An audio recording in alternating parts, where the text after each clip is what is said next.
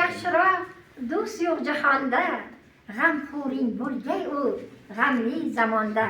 Assalomu alaykum, hurmatli aziz kitobxonlarimiz, yosh kitobxonlarimiz.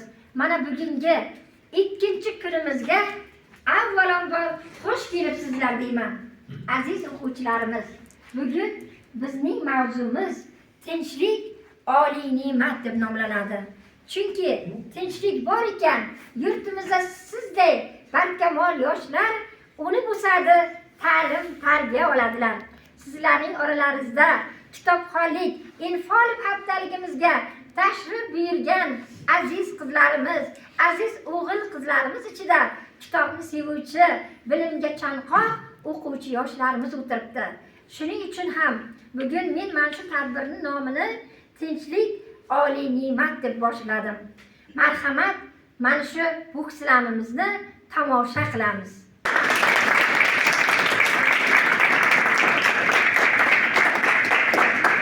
O'tmishga ega, Ipak yo'lining durdonasi bo'lgan millat va elatlarning tinchlik va do'stlik makoni muazzam Samarqandga xush kelibsizlar.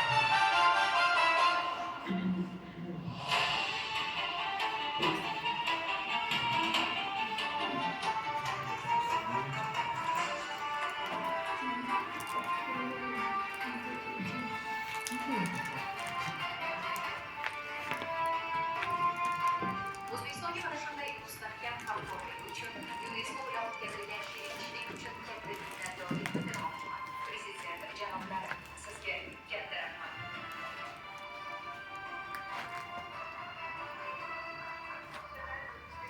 O'zbekiston birinchi navbatda prezidenti Shavkat Mirziyoyev janob oliylarning sa'y-harakatlari bilan biz yozuvchi Amin Ma'ruf Yer sayyorasining quyosh tomonga eng chiroyli ko'rgan holati deb ta'riflagan ushbu afsonaviy shahar. Bugungi anjuman hamkorlikning yangi yo'nalishlarini belgilash, barqaror rivojlanish bo'yicha global hamkorlik mexanizmlarini kuchaytirish borasida ulkan amaliy qadam bo'lishiga ishonamiz. Biz UNESCOning ezgu maqsadlariga sodiq ekanimizni ta'kidlaymiz. Sharq va g'arb, shimol va janub o'rtasida uyg'unlik ko'prigi, barcha uchun ochiq va konstruktiv hamkorlik maydoni bo'lishga hamisha tayyormiz. Janob Prezident, ilm-fan, boy madaniy meros, davlat xizmati va umumxalq manfaatlarini uyg'unlashtirgan holda ushbu yo'lda fidokorona mehnat qilmoqda. Bu qadriyatlar UNESCOning g'oyalari bilan hamohangdir.